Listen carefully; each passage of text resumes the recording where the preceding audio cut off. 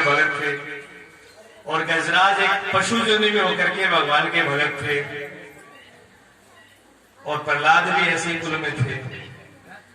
ऐसे कुल में आप कोई भी नहीं हो, ना आप गजराज के कुल में हो, ना आप राक्षसों के कुल में हो, आप भक्तों के कुल में हो। जब उन जैसे कुलों में जन्म लेकर के भगवान उन पे प्रसन्न हो गए, उनका उद्धार कर दिया, तो फिर आप पे क्या कौन सी बुराई है जो उद्धार नहीं होगा? आपका भी उद्धार हो जाएगा।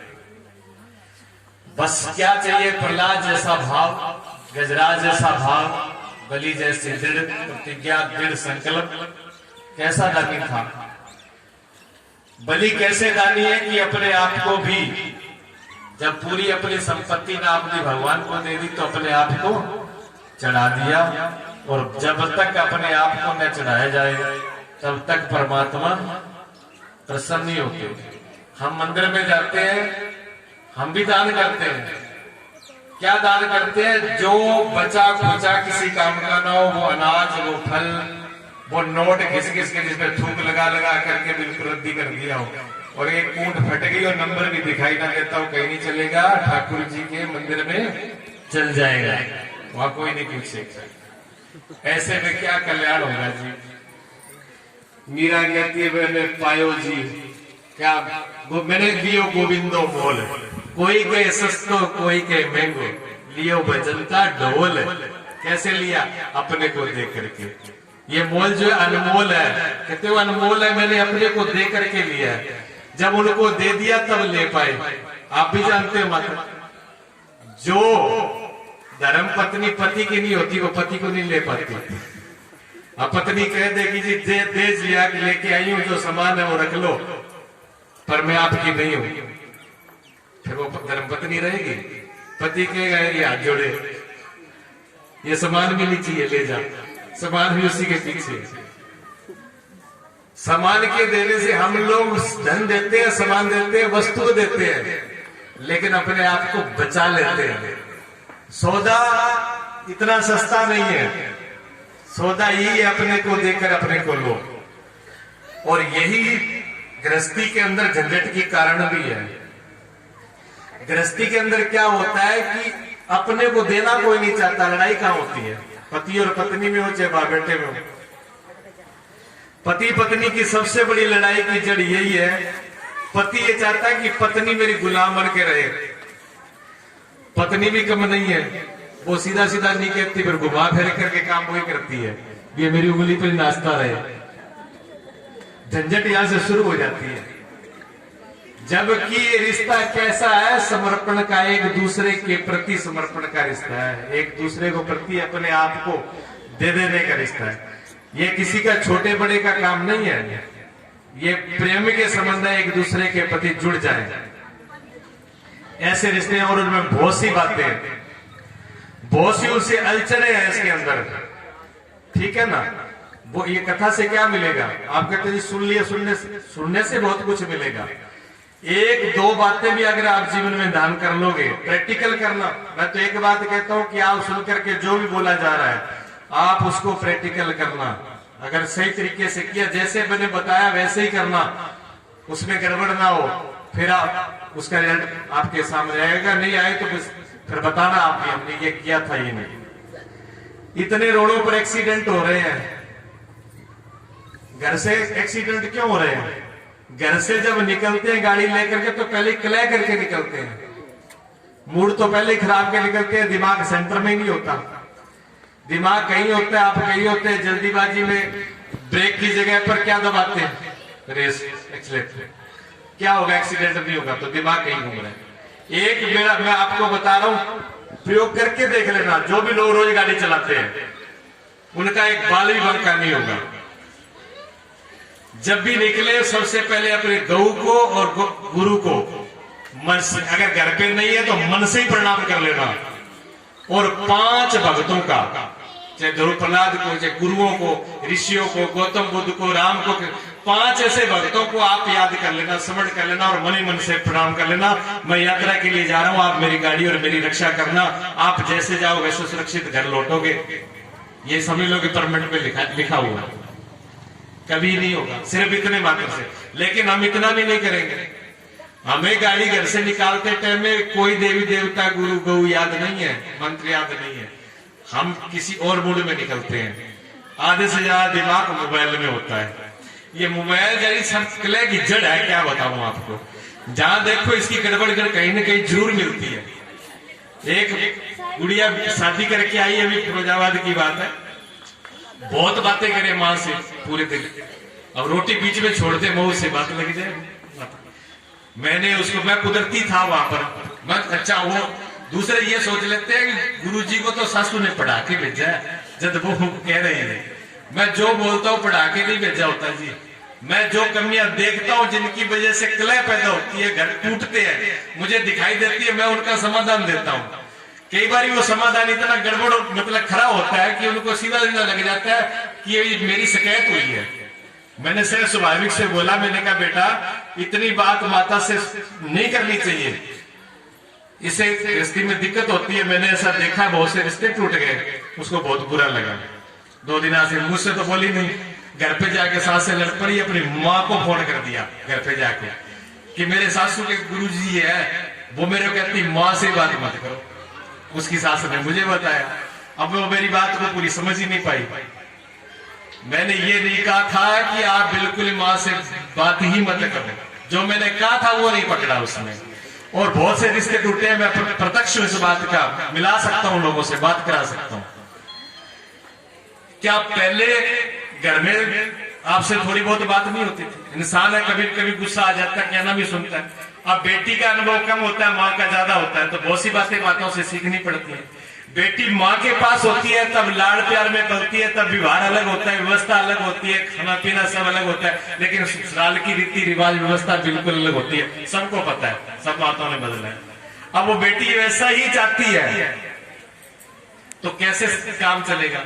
अब घर में थोड़ी सी बात हुई और उसने फोन लिया, माँ को बोल दिया।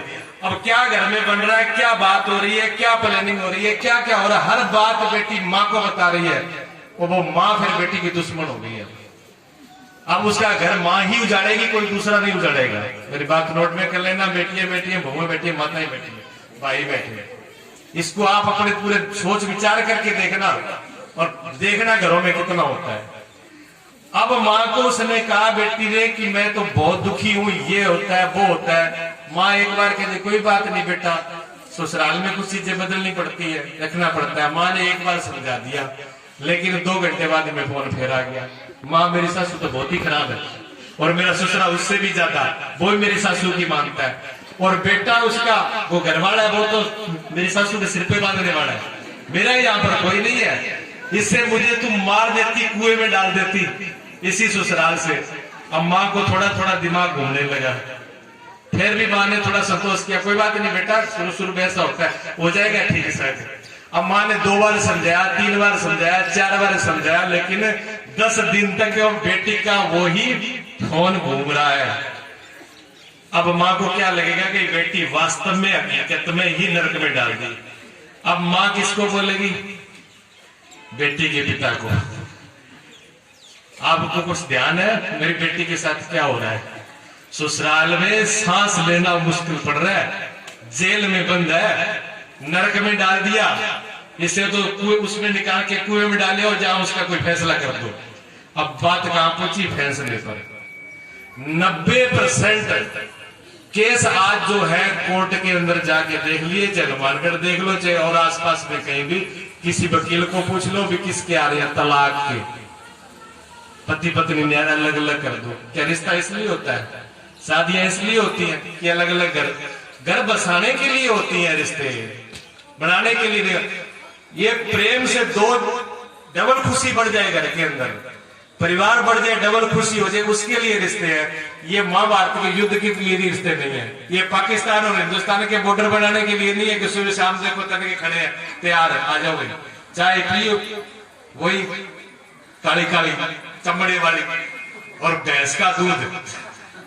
अब बताओ भैंस का दूध पिया हो, आपको भैंस की बात में करते हुए ऐसी भैंस बुरी नहीं है, माँ नहीं तो मौसी तो जरूर है, ऐसी बात नहीं है।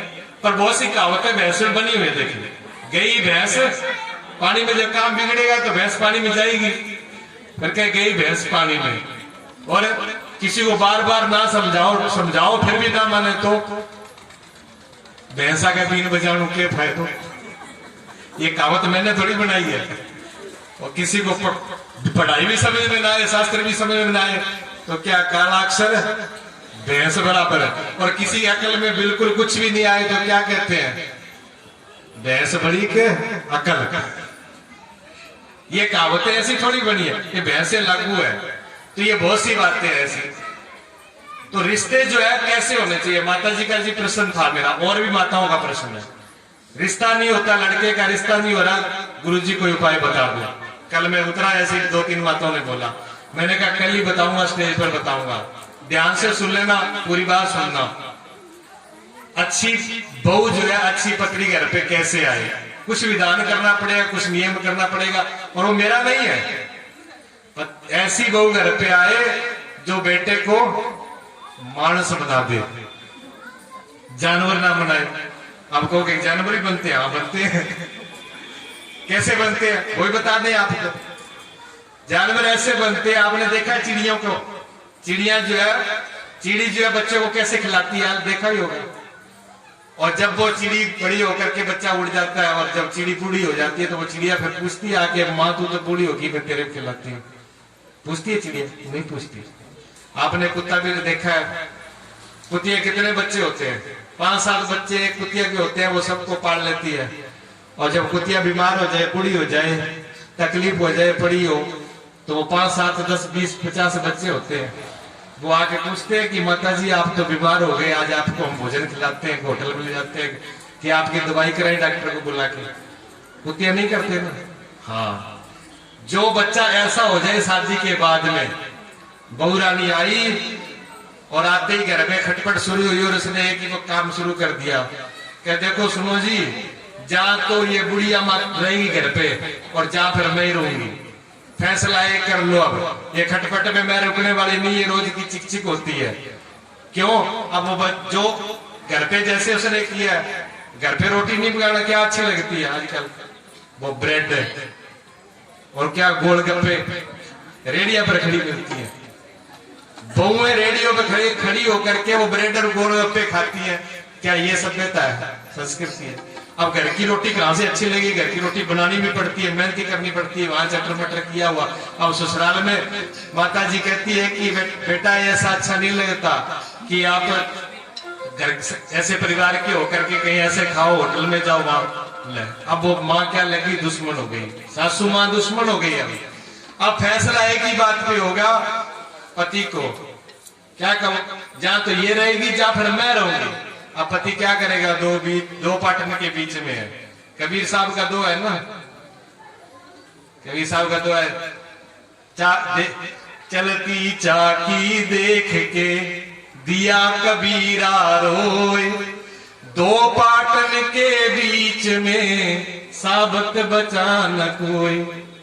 अब इधर मासा, इधर पतनो देवी, अब देवी जी है, बीच में देवता है। अब चक्की चल रही है, क्या हो बताओ। अब कोई तो फैसला, अब माँ, फिर भी माँ का हृदय होता है। माँ जब बेटे का दुख देखती है तो माँ कहेगी बेटा कोई बात नहीं, मैं तो जैसे वैसे बुढ़ापा काट लूंगी, औखी सौखी 2 टुकड़े बना के खा लूंगी, पर तुझे तो जिंदगी निकालनी है, तो थे दोनों सुखी रहो, कोई बात नहीं, थर जी करे बैठा रहे ले। माँ का हृदय फिर भी माँ का हृदय है, वो अपने बच्चों की खुशी के लिए अपनी खुशी को छोड़ देती है, लेकिन वो उसको लेकर के अलग। अब वो जब बुढ़ापे का सहारा नहीं बने वो बच्चे, जिन माँ बाप के बुढ़ापों का सहारा नहीं बने, तो वो जानवर है कि इंसान है? वो जानवर है। इसलिए मैंने कहा ऐसी बहू चाहिए जो जानवर न बनाए, इंसान बना दे, जो धर्म करे। इसलिए कहता है धर्म पत्नी धर्म की तरफ लेके जाए, धर्म की शिक्षा दे, धर्म ने खुद पूजा पाठ नियम खुद उठ करके अपने माता पिता को प्रणाम करे, उनको भी करवाए। ऐसी चाहिए। प्रणाम कोई छोटी मोटी चीज नहीं है जी। कभी मेरे को टाइम हुआ तो पूरा प्रणाम आप बताऊंगा। एक प्रणाम करने से क्या क्या हो जाता है?